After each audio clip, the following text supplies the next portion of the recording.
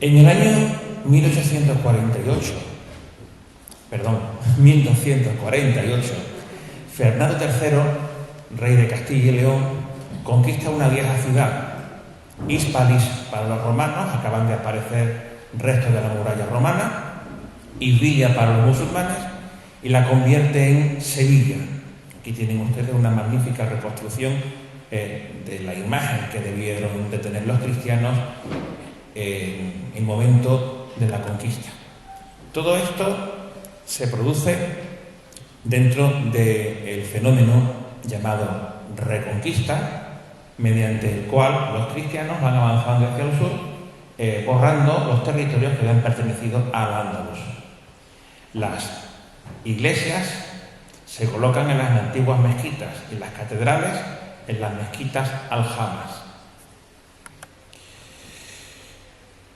Todo ello en un contexto que es de enfrentamiento, que es de lucha, pero que también es de paz. Sobre el concepto reconquista, que yo acepto como tal, la palabra reconquista me parece que es una palabra ya de uso común, que no debemos ideologizar de ninguna manera. Esta reconquista es un proceso que conoce grandes tensiones y grandes derramamientos de sangre, pero que también conoce intercambios y conoce flujos culturales. Sin esas tensiones y sin esos flujos culturales no podemos entender ni esa conversión de Mezquita Aljama en catedral, que es una manera de afirmar el dominio cristiano sobre lo que había sido la capital de los almohades, pero tampoco se puede entender la increíble efervescencia cultural del reinado del hijo y sucesor de Fernando III, que es el monarca al que dedicamos estas jornadas, Alfonso X el Sabio, nacido hace ahora 800 años. Él precisamente es el encargado de parcelar esa mezquita aljama y colocar dentro de ella ese espacio que ven ustedes ahí, que intuyen en magnífica reconstrucción de Antonio el Mago. Se trata de una capilla real. Es un concepto nuevo que, según las últimas teorías, podría venir quizá de la dinastía de los Staufen, de lo que es el dominio suabo de Apulia, de la costa adriática de Italia, y mediante este proceso se va a construir una especie de entreplanta en la cual se van a situar los sepulcros de los padres de Alfonso, Fernando III y Beatriz de Suabia.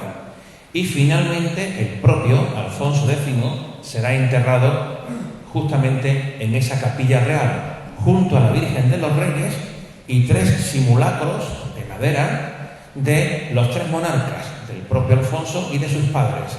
En el centro ven ustedes el autómata de Fernando III, que estaba mecanizado para poder ser armado caballero. Había grandes riquezas en esta capilla real, evidentemente hoy desaparecida o transformada en época renacentista, y entre esas riquezas había 3 códices. Los códices de las cantigas de Santa María. Hay un cuarto códice del que luego hablaremos, en realidad es el primero, pero lo cierto es que es el propio Alfonso el que decide que esos 3 códices van a estar en el lugar donde su cuerpo se enterrase. Teniendo en cuenta que Alfonso X mandó escribir una enorme cantidad de libros de todo género, desde el libro de los juegos, el que los hablaron magistralmente el último día, hasta por supuesto las 7 partidas, pasando por el Centenario, la historia de España, en fin. ¿Por qué precisamente las cantigas? Porque son su obra más querida, son la obra cultural en las que más empeño personal puso. Y con mucho éxito, porque las cantigas de Santa María pueden y deben ser consideradas como una de las obras cumbres, no solamente del medievo europeo, sino de toda la historia del arte, por la triple conjunción de lo que es la literatura, la poesía, de lo que es la música y de lo que es la miniatura. Es un auténtico hito en toda la historia del arte. Por eso quiero agradecer de una manera muy sincera y muy entusiasta tanto a la Asociación Jerezana de Amigos del Archivo como a la Universidad Pablo de Olavide, así como al Ayuntamiento por cedernos este local. Agradecimiento por permitírseme hablar en público de un tema que amo tantísimo, que me fascina de una manera extraordinaria, y también porque, bueno, es la primera vez que, siendo melómano y crítico musical desde hace ya unas cuantas décadas, es la primera vez que hablo en público de música, aunque vaya a ser la música solamente una parte de mi charla. Por otra parte, también me siento muy contento y muy orgulloso de representar a todo ese profesorado de enseñanza secundaria que en Jerez desde hace décadas viene haciendo una labor, creo que importante, en lo que es la investigación histórica y cultural. Jerez, por desgracia, no tiene universidad. Bueno, el convento de Santo Domingo durante un tiempo funcionó en cierto modo universidad, pero no ha tenido quizá la suficiente atención que una ciudad como esta merecía. Con frecuencia, profesores de la Universidad de Sevilla, de la de Cádiz, han venido a estudiar nuestro patrimonio, nuestra historia, pero gran parte del trabajo, o por lo menos una parte de ese trabajo, la han desempeñado y la siguen desempeñando numerosos profesores de secundaria, y creo que a todos ellos tendríamos que estarle bastante agradecidos. Así que poder representar a este colectivo pues me llena de orgullo y satisfacción, como decía nuestro monarca. Para entender las cantigas tenemos que ponernos en contexto, y vamos a hablar en primer lugar del apogeo del culto mariano. Ahí tienen ustedes dos imágenes alfonsíes, la Virgen de la Sede a la izquierda, la Virgen de la Batalla a la derecha, ambas en Sevilla, y por supuesto la Virgen de los Reyes, la patrona de la ciudad. La Virgen María es un personaje al que no le presta la Iglesia atención solamente en los primeros siglos, solamente desde el siglo IV, desde el Concilio de Éfeso, cuando se la considera Madre de Dios, pero realmente va a ser en época de Carlomagno y sobre todo de su hijo Carlos el Calvo, cuando el culto mariano comienza a tener importancia. Aún así, el verdadero arranque del culto a María tiene lugar en el siglo XII con un personaje fascinante llamado Bernardo de Claraval, el fundador de los cistercienses. San Bernardo dice que María no solamente es madre de Dios, es madre de los hombres. Y esto supone un cambio de percepción fundamental. Y a estas predicaciones de San Bernardo, que por algo le llamaban Doctor Marianus, se une la espiritualidad de otra orden diferente, la de los franciscanos, que quieren traer a este nuevo mundo, al mundo de la Baja Edad Media, al mundo de las ciudades que resurgen, al mundo de la burguesía incipiente. Quieren traer a este mundo una espiritualidad en la que Dios y las figuras sagradas ya no están lejos y meten miedo, sino que están cerca de las personas y tienen los mismos sentimientos de alegría, de sufrimiento o de maternidad que tenemos los seres humanos. De esta manera, en bellísimas palabras de Carmen Rodríguez, María se convierte en la encarnación de la generosidad, el altruismo y el amor comprometido en defensa de los débiles y de los necesitados. Es por ello por lo que en los siglos XII y XIII hay una enorme difusión por toda Europa de los milagros marianos, transmitidos de manera oral y recogidos en mariologías diversas, algunas o muchas de las cuales hemos perdido, otras las hemos conservado, las más importantes. No en vano, muy pocas décadas antes de que Alfonso X mande a hacer las cantigas, encontramos con dos compilaciones de milagros fundamentales. En Francia, los milagros de Nuestra Señora, perdonen mi francés espantoso, Gautier de Poissy, y en España, pues, en nuestro Gonzalo de Berceo. Claro, la cuestión es, ¿por qué un rey que defiende la lengua de Castilla, por qué Alfonso X, que es el primer rey en la historia de los territorios hispanos, que obliga a que los documentos oficiales estén no en latín, que estén en castellano, va a utilizar el galaico portugués? Porque precisamente cantiga es un género poético-musical, o sea, con letra y con música, escrito en este idioma que es prácticamente gallego antiguo. Bueno, pues se han dicho muchas cosas. Por ejemplo, la especialista Elvira Fidalgo ha citado las migraciones de nobles portugueses por motivos políticos a la corona de Fernando III, en tiempos en los que Alfonso era príncipe y ya prácticamente el propio Alfonso tenía su corte. Es muy posible que esos nobles trajeran sus propios músicos, sus propios poetas, y Alfonso entrara en contacto con ellos. También el padre, Fernando III, en palabras del propio rey sabio, era un rey que tenía oído para la música y que era capaz de discernir si los juglares de turno lo hacían bien o lo hacían mal. Pero sobre todo escoge el galaico-portugués porque esta es la lengua asociada con la aristocracia, asociada con lo elegante y asociada con un contexto que es el del amor cortés, esa idea maravillosa que se desarrolla en la Baja Edad Media de lo galante, de que el varón debe cortejar a una dama que es exquisita, que es maravillosa, que es inalcanzable y que con frecuencia lo hace sufrir, pero a la que él, el poeta, el trovero y trovador, está completamente consagrado. Dirán ustedes, bueno, pero estos son cantigas dedicadas a la Virgen, sí, pero son cantigas amorosas. Alfonso X se declara enamorado de la Virgen María. Él dice, él era muy aficionado a las mujeres, la pobre de doña Violante, doña Violante de Aragón, su esposa, pues tenía una cornamenta considerable, pero él en un momento dado dice en las cantigas que renuncia a todas las mujeres, porque se va a dedicar a la única mujer que realmente es excepcional, la mujer de todas las mujeres, la rosa entre las rosas, que dice ahí arriba, María.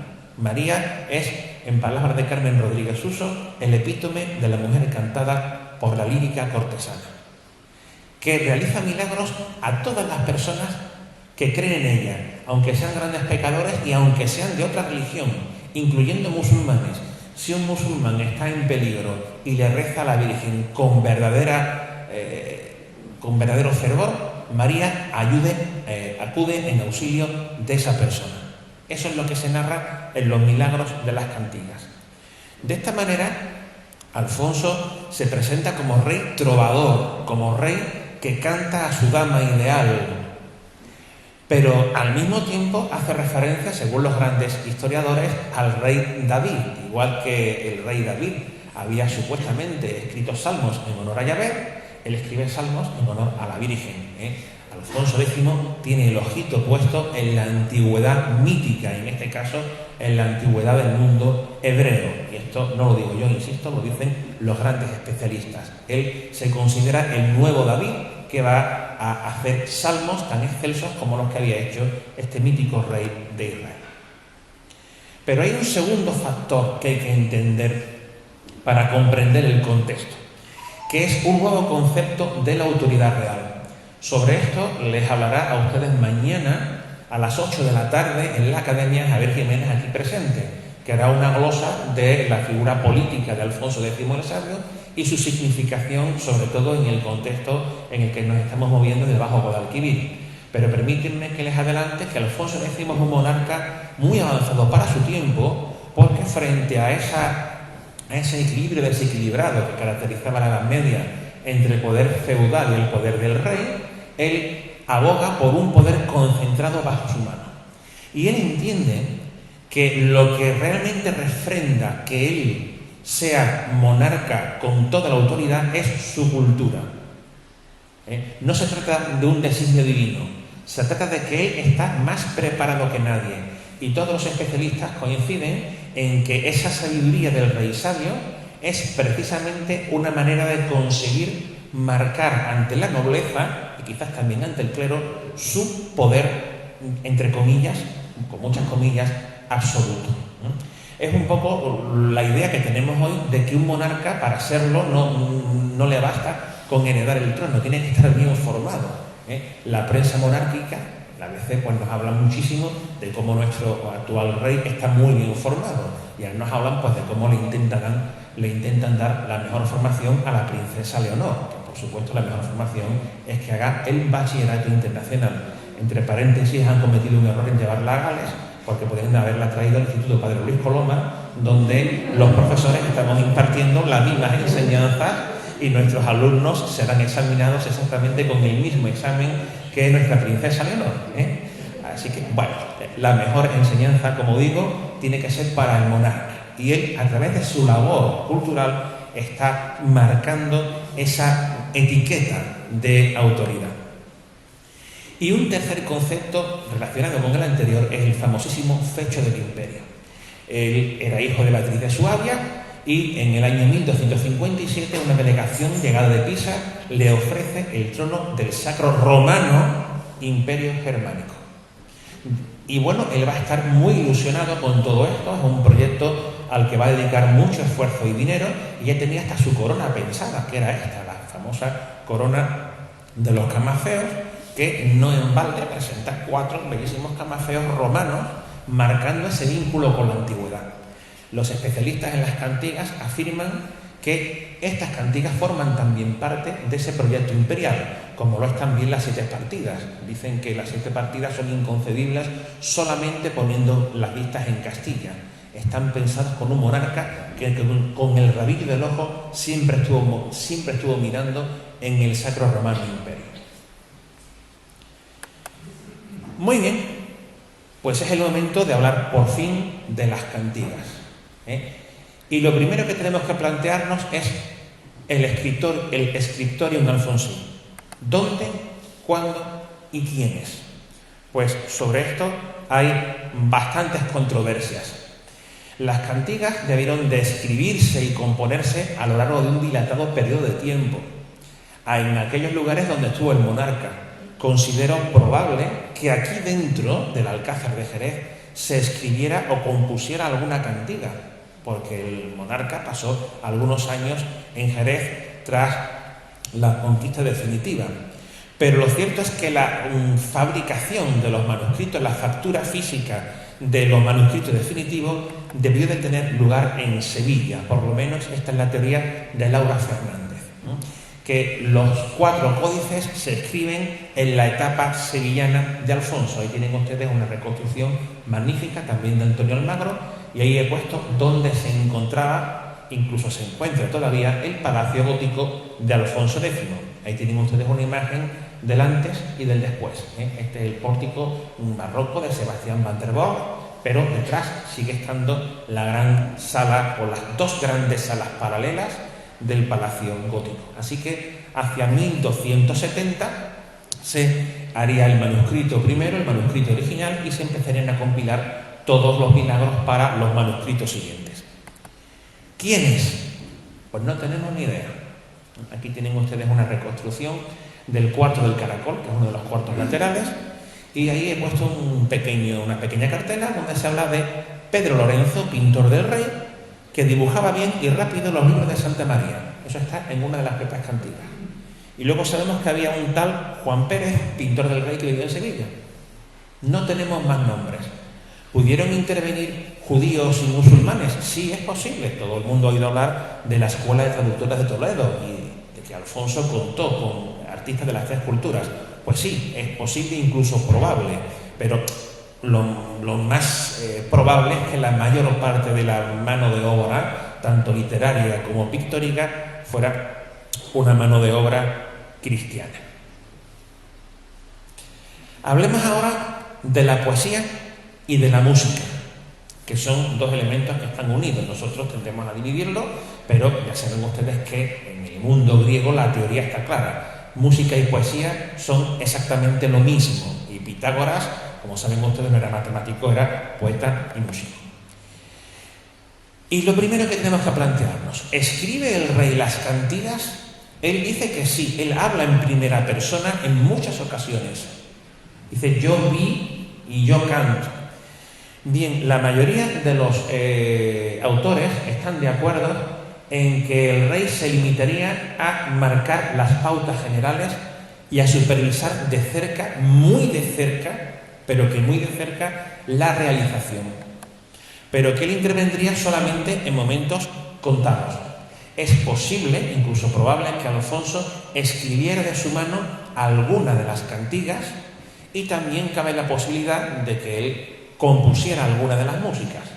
Pero la inmensa mayoría de la obra poético-musical estaría hecha por trovadores en su corte, algunos de los cuales serían castellanos, otros habrían venido, como dije antes, de Portugal, y sin duda ninguna algunos vinieron de la región original de los trovadores, que es lo que es la Occitania, donde se hablaba la lengua de Og, y donde ha habido una gran cruzada en la primera mitad del siglo XIII, que es la cruzada albigense, en referencia a la ciudad francesa de Albi. Entonces, importantes trovadores, entre ellos el famosísimo Guillaume Riquier, perdonadme mi pronunciación, vinieron a la corte de Alfonso X y con seguridad tuvieron una participación decisiva en la escritura de esas cantigas. Ahora bien, aquí se divide la musicología y los historiadores de la literatura. ¿Esta poesía viene de Francia o viene del Al-Ándalus? Como vamos a ver a lo largo de toda la charla, hay una enorme cantidad de controversia, y yo diría que hasta de odio entre los especialistas, porque unos tiran hacia un lado y otros tiran hacia otro lado. Está claro que las cantigas tienen una gran variedad métrica, pero que en lo que es la estructura hay bastante homogeneidad. Tienen la típica estructura responsorial en el que se alternan estribillos y estrofas. Los estribillos cuentan lo que es la alabanza a la Virgen y las estrofas van narrando las historias. Lo que pasa es que las estrofas tienen un verso de vuelta que rima con el estribillo. Entonces aquí llegaron una serie de investigadores, por ejemplo Julián Riveral, que citaremos al final de la charla, que dijeron, bueno, pues esto está clarísimo, esto es el Fegel islámico, esto viene del Al-Ándalus, esto viene de la poesía amorosa andalusí.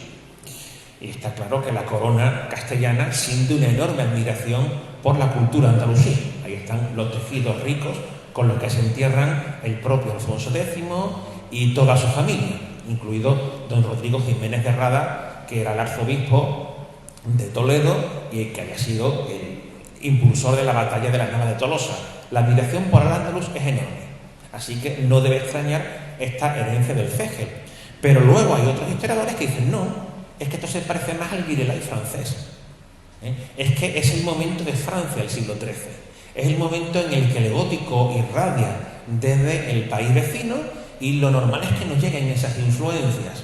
Bien, todavía hay quien dice que esto viene de la tradición preislámica y de las jarchas. No sé si les suena a ustedes lo de las jarchas. Las jarchas fueron descubiertas hace no muchas décadas y fueron una revolución porque resulta que son testimonios poéticos de un idioma que no es exactamente el castellano, pero que está en las orígenes del castellano. Esas jarchas demostrarían que el castellano es anterior a lo que nosotros pensábamos. Sí, creo que ese mundo mozárabe hay que tenerlo muy en cuenta. Piensen ustedes que durante el dominio islámico del emirato y del califato, la cantidad de mozárabes en Al-Ándalus es enorme. La mayoría de los habitantes de Al-Ándalus durante el emirato y el califato no son musulmanes, son cristianos mozárabes que siguen practicando su religión y que solo poco a poco, lentamente, se van convirtiendo al cristianismo.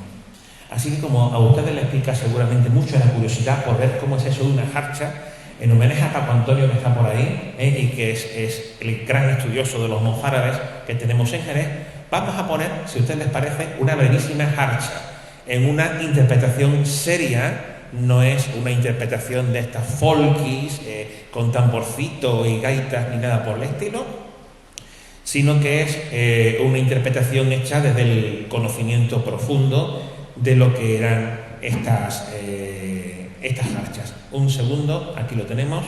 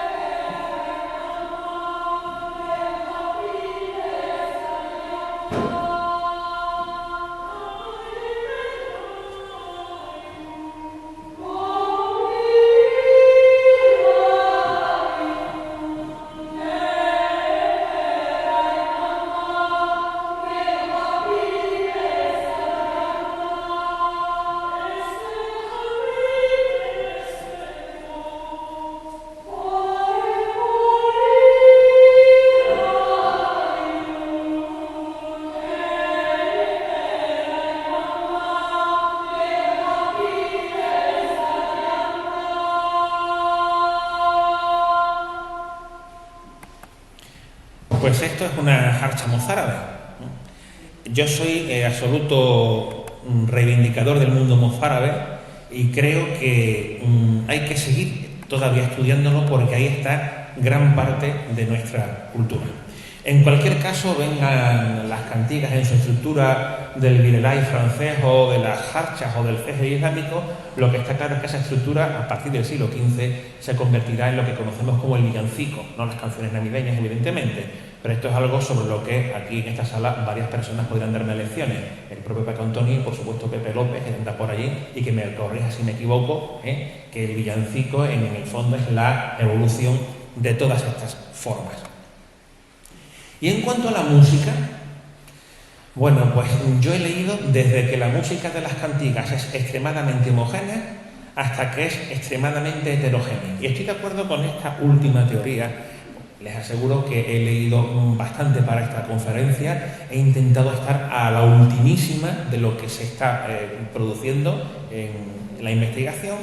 Y creo que lo último que se ha dicho en lo que se refiere a la música es la teoría de Mari Carmen Gómez Muntaner, que rastrea 6 tipos de cantigas según su música. Unas que vienen del canto litúrgico y paralitúrgico, para entendernos del canto gregoriano monódico. Las cantigas son monódicas.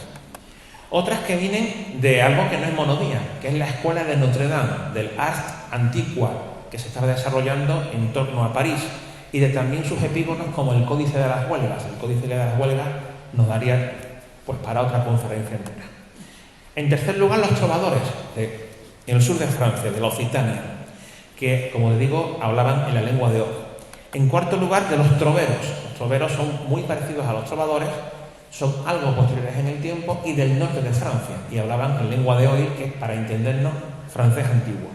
En quinto lugar, estaría el propio repertorio español, las cantigas galaico-portuguesas, bueno, ya saben ustedes que hay muchos tipos de cantigas, no solamente las amorosas, todas las de escarnio y tal, y las jarchas mozárabes que hemos dicho.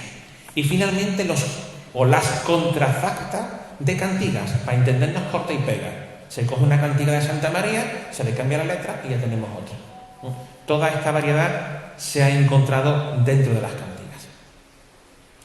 Y ya es hora de hablarles a ustedes, que son los amigos del archivo, al menos muchos de los que están aquí, de los 4 códices de las cantigas. He hecho una tabla de resumen para que ustedes, si quieren, le peguen el pantallazo con el móvil. No voy a extenderme en hacer la explicación de todo esto, por lo menos no del tirón, sino vamos a hacerlo de manera reposada. Simplemente decir que hay 4 códices llamados Toledo, Rico, Florencia y de los músicos. El único que tiene todas las cantigas, las 400, es el último, el Códice de los músicos. Y el que contiene el menor número es el primero, el de Toledo, que contiene 100. En el Escorial se conservan el Códice Rico y el Códice de los músicos, que hace tan solo unos meses han sido digitalizados y puestos a disposición de todos nosotros. De tal manera que me he llevado una enorme cantidad de horas buscando las imágenes más representativas y con la mejor calidad posible para traerlas aquí. Pero cualquiera de ustedes en su casa o en su móvil pueden entrar en Patrimonio Nacional y ver los 2 códices en su integridad con una calidad de digitalización verdaderamente excepcional.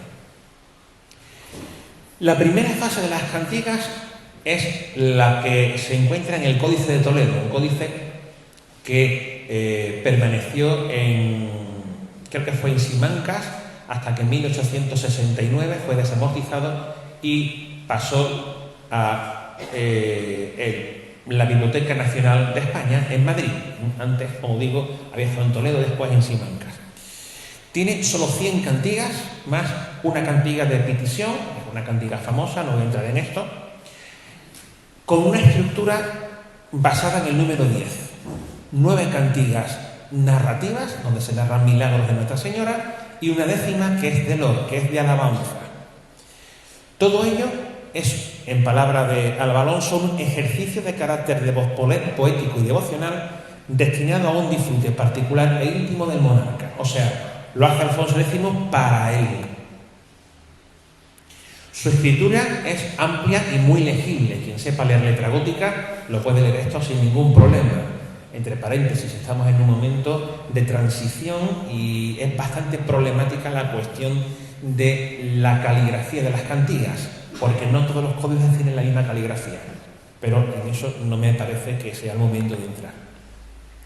Se ha dicho que hay 5 copistas diferentes y no tienen miniaturas, simplemente están las iniciales ornamentadas.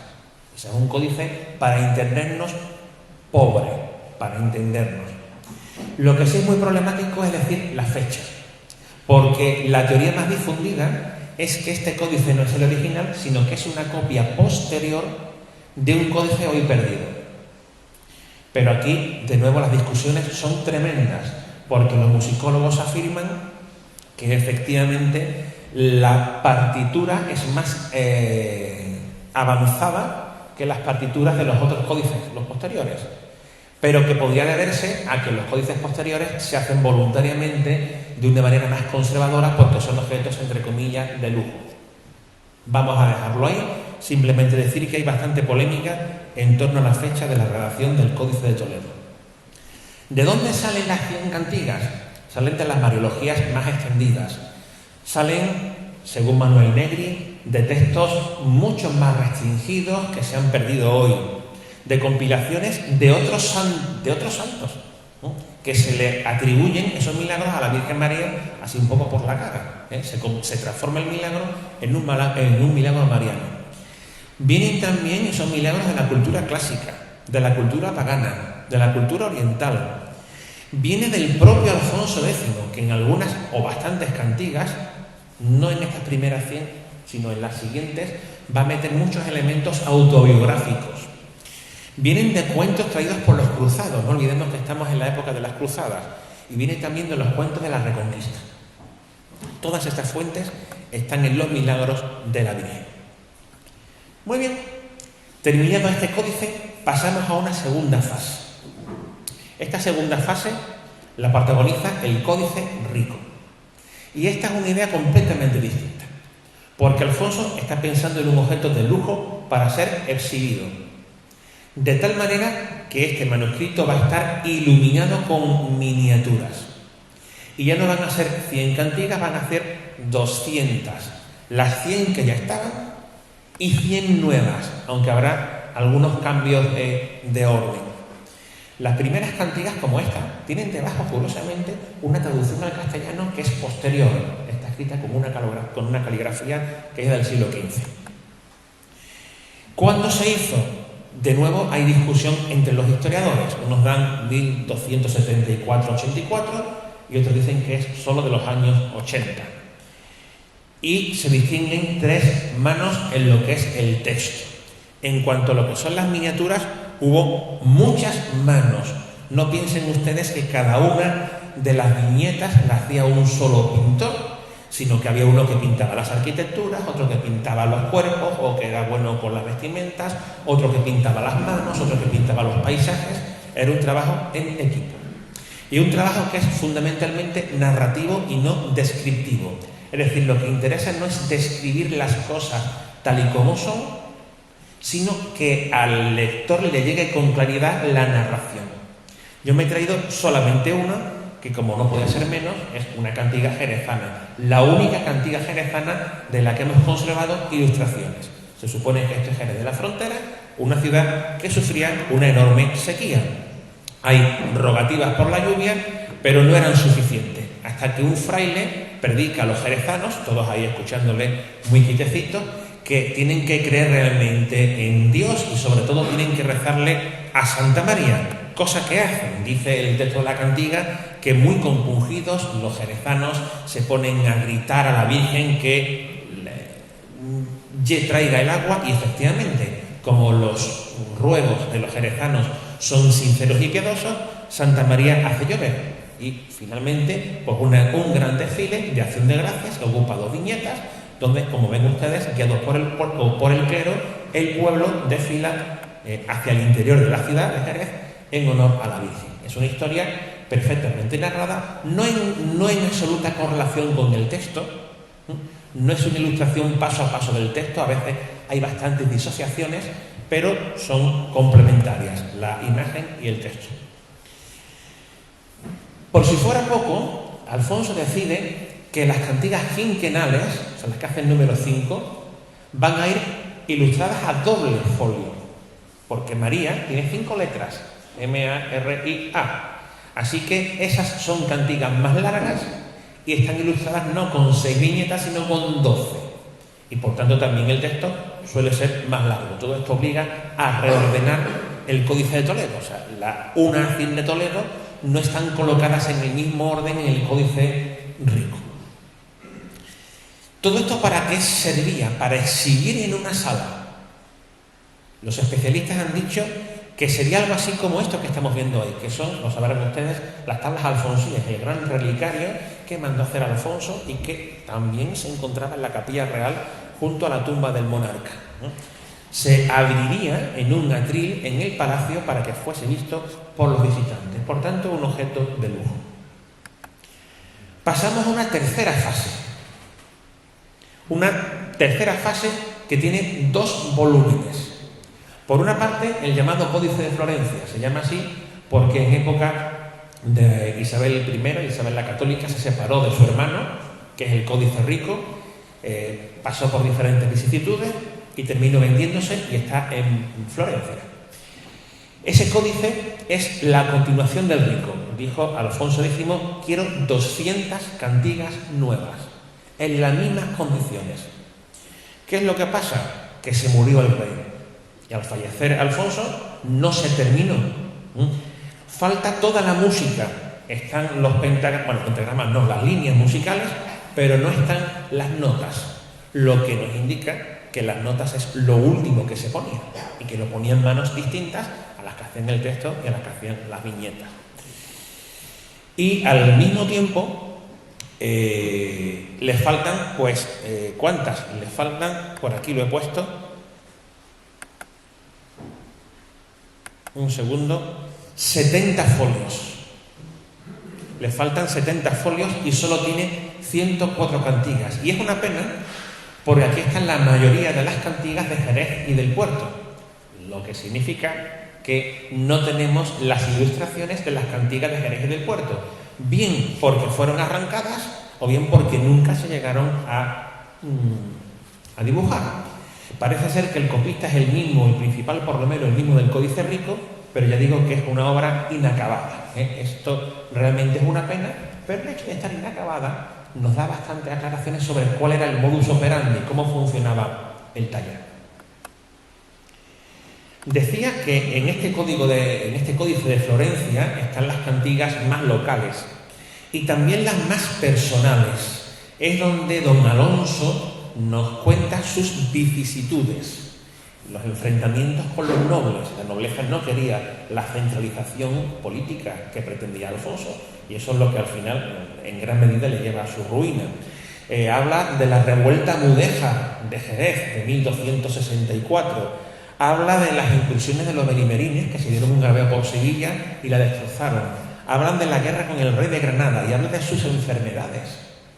El rey Alfonso tuvo muchas enfermedades y en una de ellas mandó que le pusieran encima el Códice de las Cantigas, supuestamente el de Toledo. Y al parecer, solo al ponerse el códice, pues ya se curó. Y ahí tenemos a don Alonso besando las cantigas en agradecimiento a esa curación. Y se preguntarán ustedes, bueno, ¿hay alguna cantiga en especial que podamos señalar de Jerez? Sí, la cantiga del Alcázar. La cantiga del Alcázar de Jerez, la 345, es una de las más famosas cantigas y de las más largas, y de las que Alfonso X nos da mayor información, a veces con mala leche, No voy a entrar en esa historia, pero él, digamos, intenta excusarse de que no vino lo suficientemente rápido a salvar a Jerez de la revuelta mudéjar de 1264. Saben ustedes que los moros estaban aquí y lo que teníamos en el Alcázar era una guarnición. Pero en un momento dado hubo un asalto a esa guarnición y la cosa fue mal. Pues en esta cantiga cuenta cómo él y la reina, doña Violenta, estaban durmiendo la siesta y los dos tienen el mismo sueño. Una mujer bellísima con un niño que pide auxilio que la están quemando.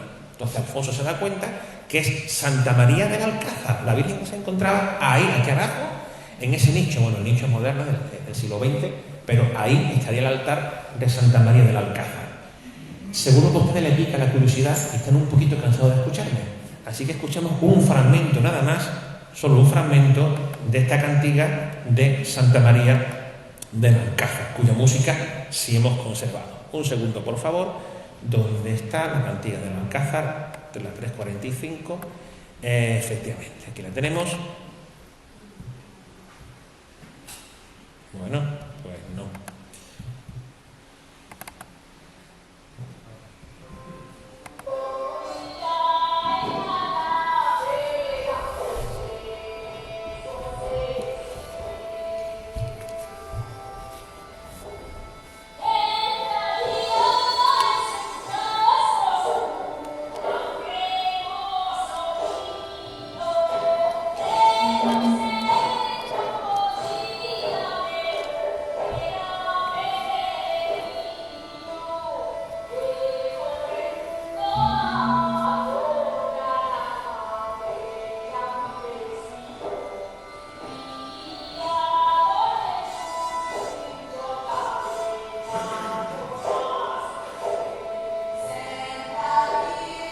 El estribillo.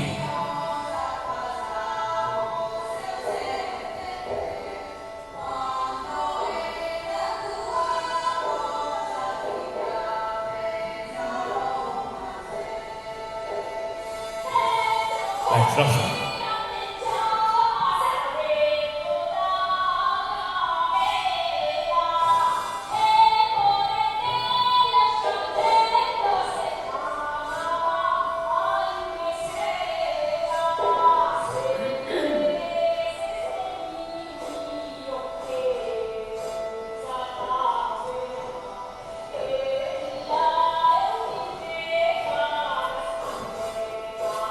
No sé si es la primera vez en la historia que la cantiga del Alcázar de Jerez suena en el Alcázar de Jerez. No lo sé, pero es posible, ¿eh?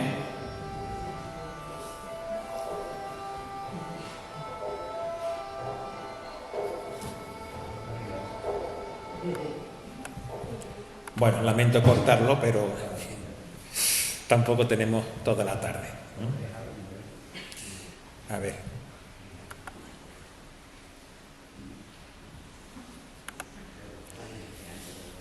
Hay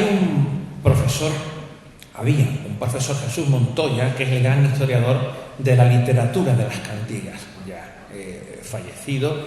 Tuve la suerte de estar en un curso con él sobre el escritorio en Alfonsín. La verdad es que fue un curso maravilloso, hacia el año 97 creo que fue, en el Escorial, donde nos enseñaron sin cristal las cantigas, los dos podían callar allí, y bueno, era un cast all stars, como dirían los norteamericanos, ¿no? Ahí estaban Jesús Montoya, que en paz descanse, Ana Domínguez, que en paz descanse, Joaquín Llaza, que en paz descanse, don Manuel González Jiménez, que está vivo, gracias a Dios, estaba Joseph Henao, que también está vivo, Gerardo Husevich, que en paz descanse, Ismael Fernández de la Cuesta, que también está vivo, en fin, todos los grandes expertos en las cantigas estaban allí. Bueno, pues Jesús Montoya ha hecho una relación muy interesante de cómo se cita Andalucía en las cantigas, concretamente en más de 70. La palabra Andalucía aparece en 6 cantigas. Sevilla, 47. Jerez, 23. Granada, que es islámica, 6. Cádiz, 5. Córdoba, 4. Fija que Córdoba, que es importantísima, más importante que Jerez, aparece solo 4, y Jerez 23 veces. Pero la virgen más milagrosa de todas las vírgenes es esta, Santa María del Puerto. 20 milagros atribuidos a Santa María del Puerto. No en balde, Santa María del Puerto no se llama hoy Santa María del Puerto, se llama Virgen de los Milagros. La virgen que está hoy en el Castillo de San Marcos, como nos explicaron magníficamente en la estupenda visita guiada del otro día, no es la Virgen de Santa María del Puerto, sino que esa Virgen, la milagrosa, la de las cantigas, es la patrona de la ciudad, que se encuentra en la Prioral, que ahí tienen ustedes una foto de lo único que se conserva, que por desgracia es la cabeza. Muy bien, de lo que no hemos hablado todavía es de la pintura. ¿De qué estilo son las miniaturas de las cantigas? Bueno, es la época del gótico lineal. El gótico lineal es la primera fase de la pintura gótica, que se extiende, que irradia desde Francia. Yo, desde luego, sí estoy de acuerdo con que las cantigas son fundamentalmente arte cristiano y arte gótico. Y creo que fundamentalmente las cantigas son gótico-lineal, pero no del todo. Mi amigo Fernando Gutiérrez Baños, que es estuvo conmigo, lo conocí precisamente allí, en ese curso, y desde entonces pues somos amigos muy íntimos, pero bueno, él es mucho más listo que yo y es catedrático de Valladolid, el mayor experto en España en gótico lineal.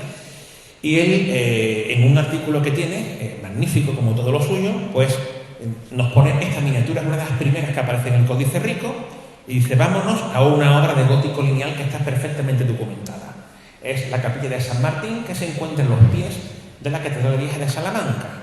Concretamente, ese mural que está ahí en el fondo que he señalado, ahí lo ven un poquito mejor, está firmado Antón Vázquez de Segovia, 1262. Y dice Fernando, he puesto aquí una foto suya en homenaje a mi amigo que me ha ayudado a buscar la bibliografía. Dice: miren ustedes, el Jeremías que tenemos a la izquierda, pues es muy parecido al ángel de la Anunciación que tenemos en las cantigas, un estricto perfil. Mientras que el profeta Daniel, de los dos que están, es el que está a la derecha, pues es bastante parecido en ese contraposto muy forzado a la Virgen, ¿verdad? Con esa actitud tan propia, por otra parte, de lo que es el estilo gótico. Y luego el mismo Fernando ha señalado el parecido de las cantigas con unas pinturas murales que se conservaban, ya no, pero tenemos las copias, en Westminster, en el Palacio de Westminster en Londres, y también en la propia abadía, concretamente con este San Juan Peregrino. ¿Qué es lo que pasa? ¿Recuerdan ustedes la conferencia hace 15 días aquí? ¿Recuerdan ustedes cómo una hermanastra de Alfonso, Leonor de Castilla, se casó muy jovencita con el príncipe de Inglaterra? Terminaron enamoradísimos, recuerdan ustedes, y cuando la llevaron a la tumba, pues cada vez que se paraba el cortejo ponían una cruz. Bueno, pues ese matrimonio debió de traer sin ninguna duda intercambios culturales.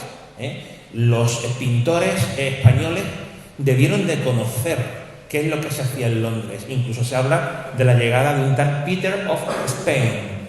Así que está claro que el vínculo con el gótico lineal está ahí.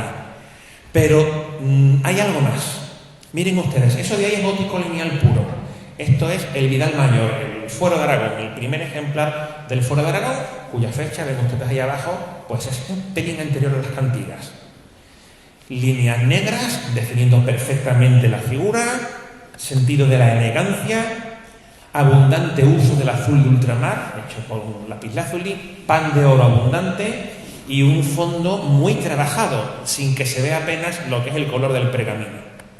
Pero eso no ocurre aquí en las cantigas. Miren ustedes, aquí hay volumetría en las figuras. Hay un interés mucho mayor por matizar los colores para crear volumen. Por cierto, un detallito, fíjense en esas líneas que se entrecruzan, que se parecen bastante a los pilares de San Dionisio, pero de eso no toca hablar hoy. De eso en una conferencia que se supone daré el mes que viene en otro sitio, que todavía no está anunciado. Lo dejo ahí. O miren esto, aquí se ve el pergamino. Aquí se utiliza abundantemente el recurso a dejar el pergamino visto para que el color del pergamino, de la piel del animal, sea parte de la pintura.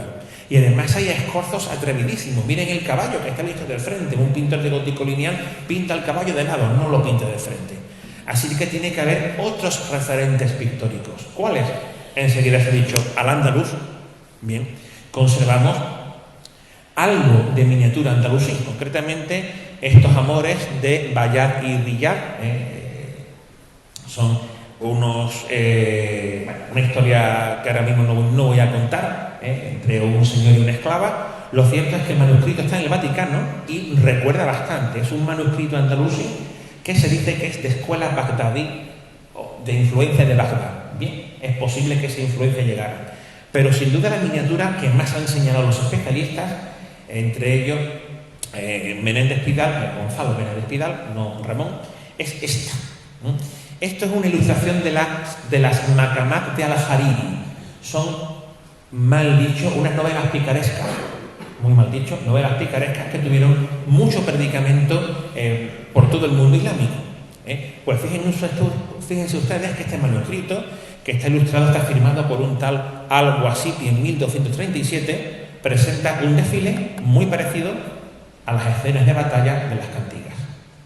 Hay historiadores del arte que afirman que sin duda en la corte de Alfonso X estuvo ese ejemplar que hoy se encuentra, me parece que es en Francia, no estoy muy seguro. Joaquín Yazza, por ejemplo, lo afirmaba, que ese ejemplar estuvo ahí. Otros, sin embargo, afirman que no, que se trata simplemente de un conjunto de convenciones representativas que existen en todo el Mediterráneo. A mí se me ocurre plantear una hipótesis intermedia.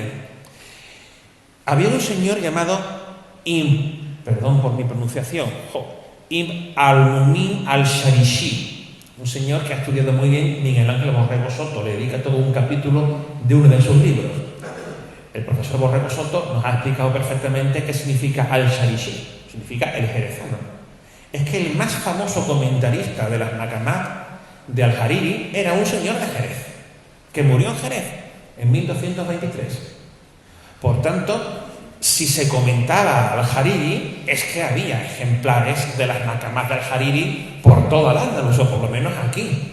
Y esos ejemplares estarían algunos de ellos iluminados con miniaturas. Por tanto, es muy posible que la corte alfonsí comprara o directamente tomara como botín ejemplares de las Maqamat o de sus comentarios, y que de ahí surgieran las fuentes iconográficas comunes. El tiempo, ¿qué hora es? Bueno, pero tenemos todavía, como hay una procesión por aquí abajo y no nos cierran, tenemos todavía un poquito, ¿no? Un poquito de tiempo, un poquito de margen. Clausurar el ciclo, sí, pero necesito 10 minutillos más, ¿vale? Porque si no, no completamos las cantigas. Hay que mirar también al Sacro Romano Imperio Germánico. Hay que mirar a la corte de Federico II, Stupor Mundi, que fue emperador, que fue rey de Sicilia, que fue rey de Jerusalén.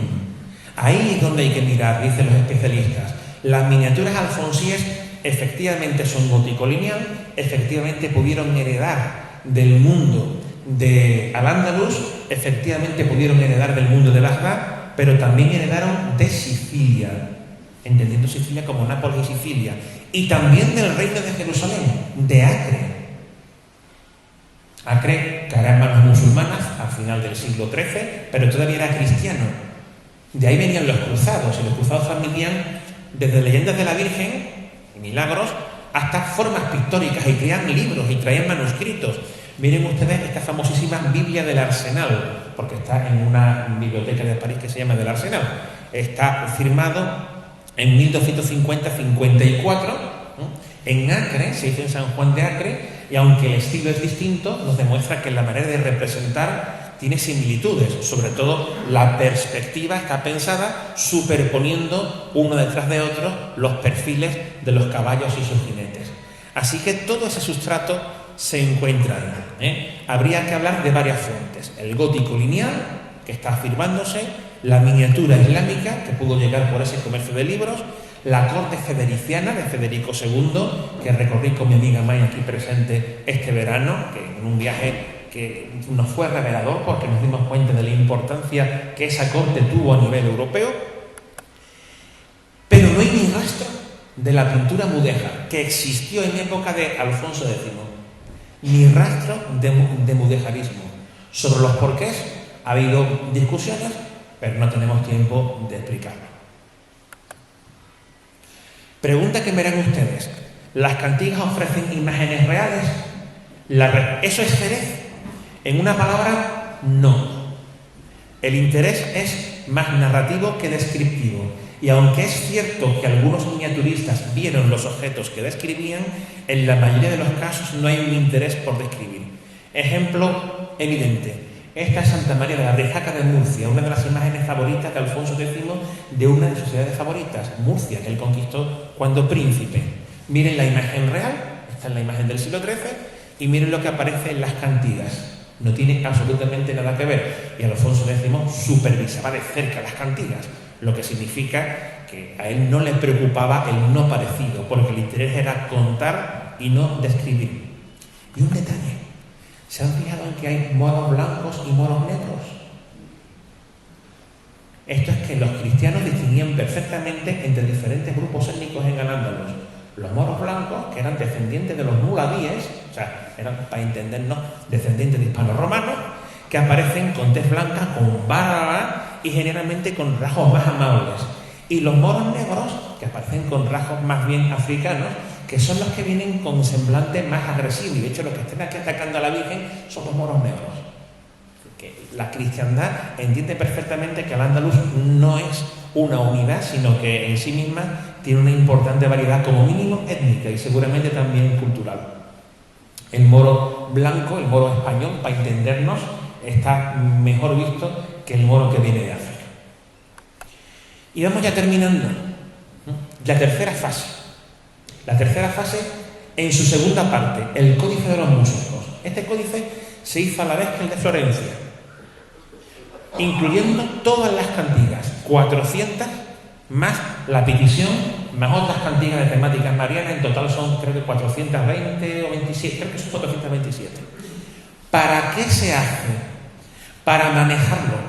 Este ejemplar, el Códice de los Músicos, tenía como intención no ser exhibido en un atril, sino usarlo. Por eso Alfonso se empeña en que en un solo volumen estén las 400 cantigas. ¿Cómo caben? Pues evidentemente eliminando todas las imágenes. Hay que quitar las ilustraciones, no caben. Y este sí dio tiempo a terminarlo casi completo. No está entero, no se terminó, pero está casi completo. ¿Por qué se llama de los músicos? Porque aunque no hay ninguna miniatura narrativa, cada 10 cantigas se colocó una viñetita con músicos, generalmente en pareja, a veces en solitario. Y son miniaturas de una belleza verdaderamente extraordinaria. Se han detectado 5 manos, incluida la principal del Códice Rico y Florencia, lo que demuestra que se hizo al mismo tiempo y con bastante rapidez al parecer. Eso sí, se dejaron algunos folios sin concluir. Según Mari Carmen Gómez Montané, es el catálogo ilustrado de instrumentos musicales más importante de toda la Edad Media, que no es poco. La inmensa mayoría de los músicos son músicos cristianos, tocando 30 instrumentos diferentes, la mayoría cordófonos. Sobre todo las primeras cantigas son cordófonos, tanto de cuerda pulsada como de cuerda frotada. Pero después aparecen también aerófonos y aparecen instrumentos de percusión. Hay una imagen con un músico con un turbante, que la vimos antes, y hay una imagen de 2 judíos, que es esta, lo cual nos habla de que eso de las esculturas en parte es verdad, se ha mitificado en exceso, pero está claro que en la corte había músicos judíos como también había músicos musulmanes y mujeres. Hay algunas pocas miniaturas que representan a mujeres tocando instrumentos musicales, que son, como digo, muy variados. Aquí tenemos 2 salterios triangulares. Y en cuanto a la notación musical, hay que decir que en Toledo es más moderna, ya lo comentaba antes, eso ha dado lugar a muchas elucubraciones, y que es una notación avanzada para la época por algo muy importante, porque incluye no solamente la altura de las notas, do, re, mi, fa, sol, la, si, do, incluye la duración de las notas, incluso incluye algunas indicaciones rítmicas. No obstante, es difícil interpretar, leer las partituras. Y aquí me van a permitir ustedes que hable de los musicólogos más importantes que las han leído. En el año 22 llegó un arabista, Julián Rivera, y dijo: para interpretar las cantigas hay que mirar a Al-Ándalus y hay que mirar a la tradición del norte de África y de Oriente Próximo. Y a partir de ahí surge pues una tendencia de ver en las cantigas música mudéjar, tendencia que tiene parte de verdad, pero que fundamentalmente es errónea.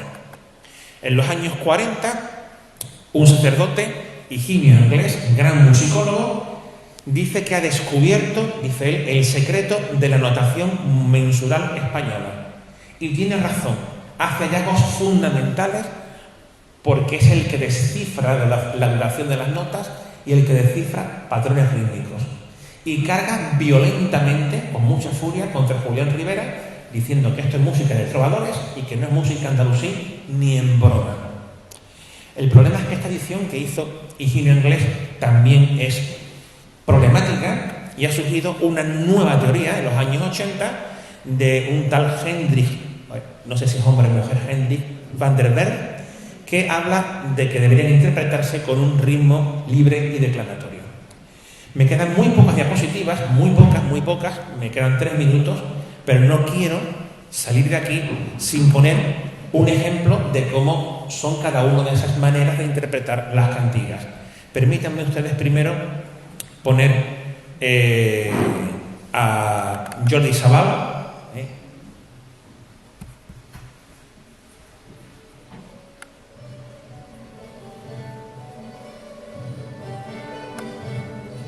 Esta es una interpretación fundamentalmente rítmica que se basa en un percusionista extraordinario de su grupo que se llama Pedro Esteban.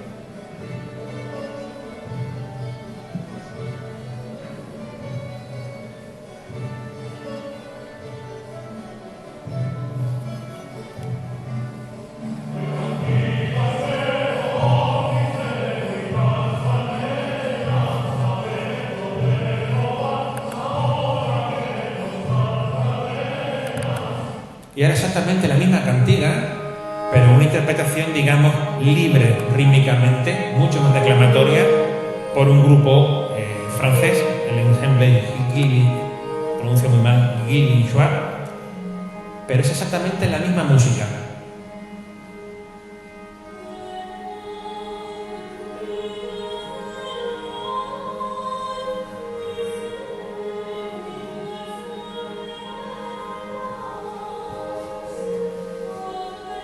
Si se fijan, no se parece absolutamente en nada.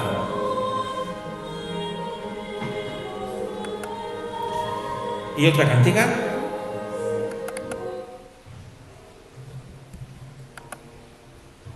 Jordi Sabal de nuevo.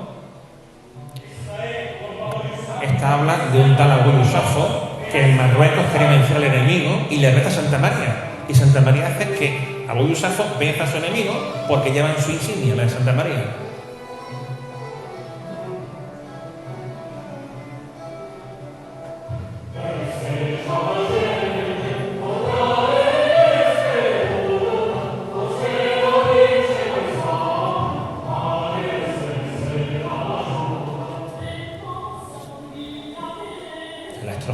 Y esta es Montserrat Figueras, la difunta esposa de Jordi Sabal.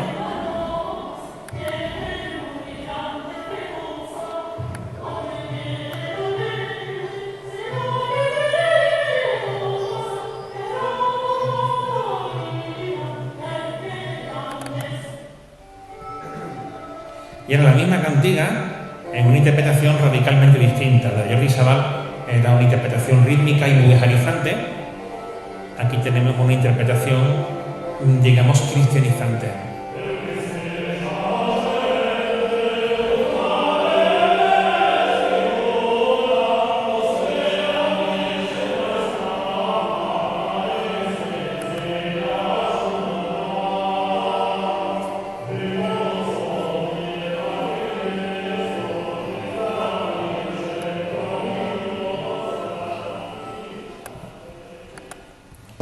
Bueno, pues ahora sí que vamos terminando ya del todo.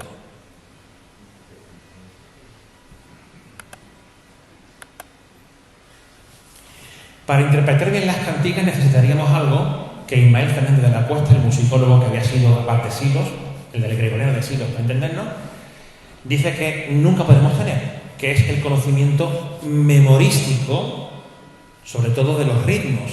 Eso es algo que no tenemos escrito, por la sencilla razón de que un músico de la época lo conoce perfectamente. Así que nunca vamos a interpretar del todo bien estas cantigas. ¿Cuándo y cómo sonaron? No lo conocemos en absoluto. Se dice que sonaron bastante menos de lo que le hubiera gustado a Alfonso. La tocaban sus trovadores, o mejor dicho, sus juglares, que eran los que hacían sonar la música, quizás la capilla real que tenía Alfonso para las ceremonias religiosas. Se hacía de manera responsorial Se decía que sí, que el coro cantaba el estribillo y el solista la estrofa, pero un musicólogo argentino, Gerardo Husserl, que en paz descanse, demostró que el intervalo de las estrofas es más estrecho que el del estribillo. El intervalo es la diferencia entre las notas más altas, más agudas y más graves.